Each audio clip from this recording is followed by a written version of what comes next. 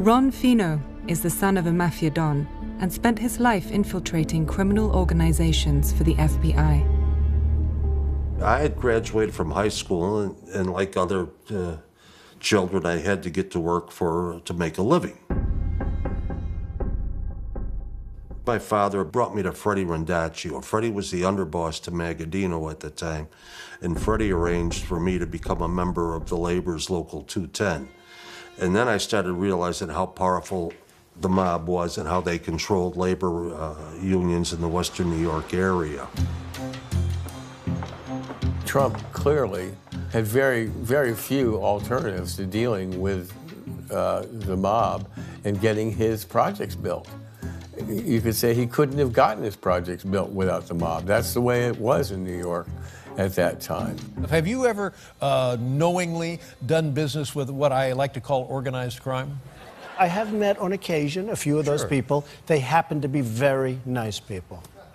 You just don't want to owe them money. Yeah, I understand. Don't owe them money. Now, I heard of Donald Trump being a friend on a number of occasions from different mobsters. Yes, he was a friend.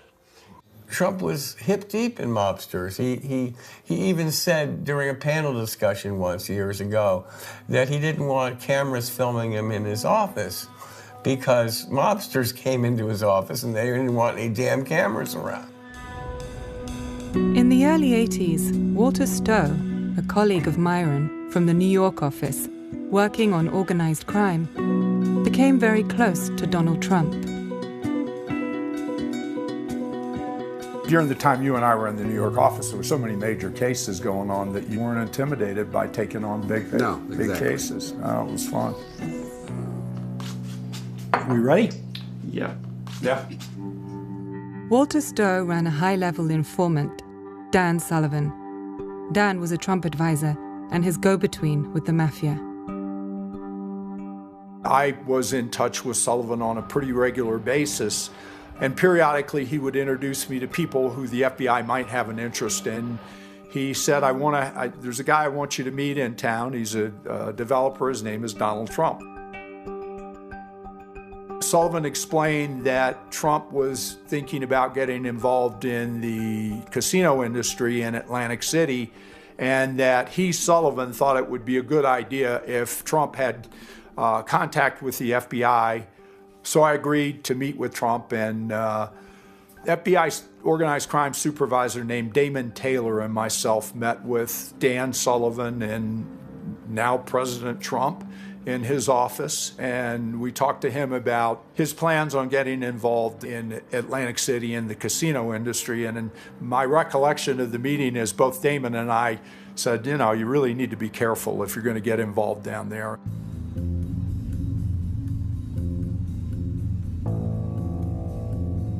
The mobsters were involved in the casinos because of the unions. The hotel restaurateurs and other unions were controlled. To build a casino, Trump had to undergo a thorough investigation by the New Jersey Gaming Commission. Despite his known ties to the mob, he was granted a license in record time.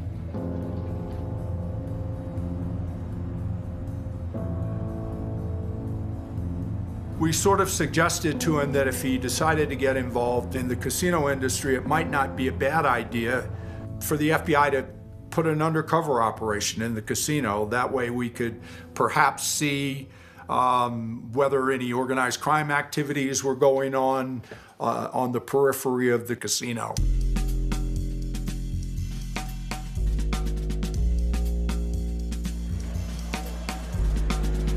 Years after being propositioned by the mob to take over the Fontainebleau, Trump finally entered the world of casinos. Anybody who owns hotels is going to be an interesting person for the FBI to know, and somebody who obviously has the international connections and business relationships that somebody like Donald Trump has, I'm sure would be of interest to the FBI. Furthermore, according to my sources, Trump was considered a friendly source to the FBI, that he cultivated FBI people. And that's, well-known behavior by people who swim in dangerous waters. They want to have a get-out-of-jail card.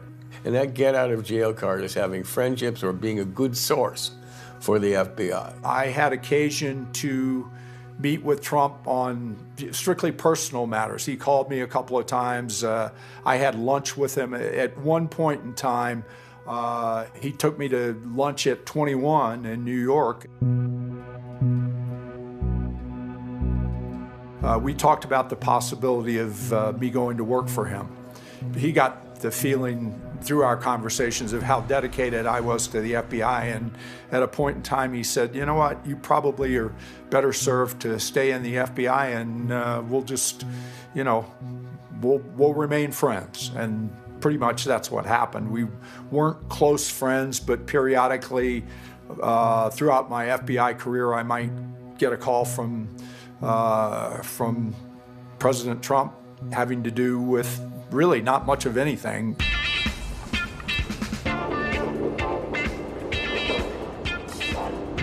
I left New York in 1983, and I continued to have periodic conversations with him over the years.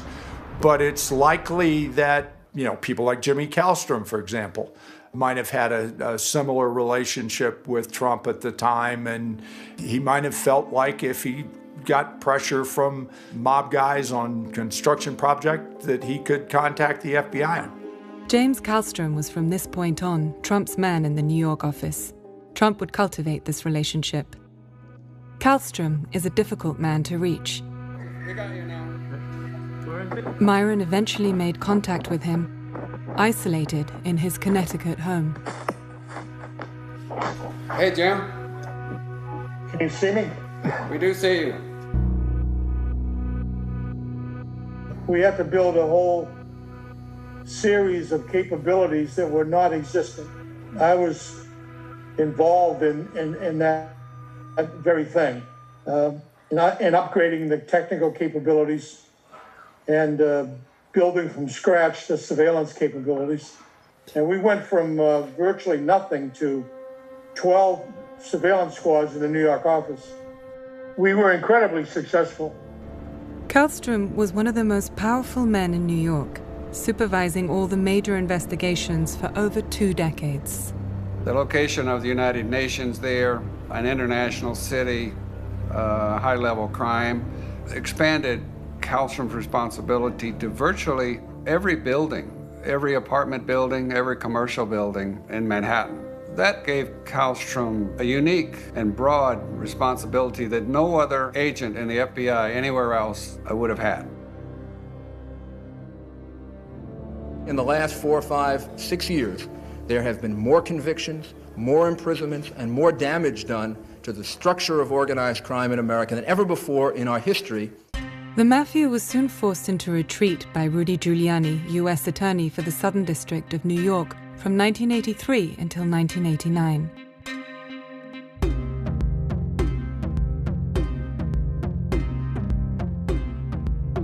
James Kallstrom's surveillance teams from the New York FBI were central to his success.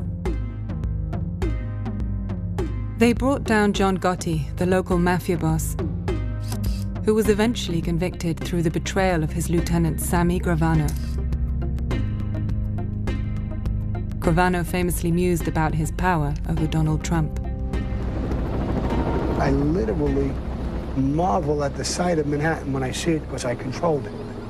I literally controlled Manhattan.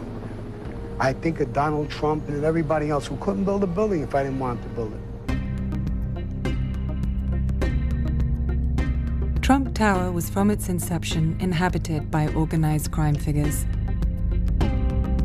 The New York FBI, and Kallstrom in particular, could certainly not have ignored Trump's activities.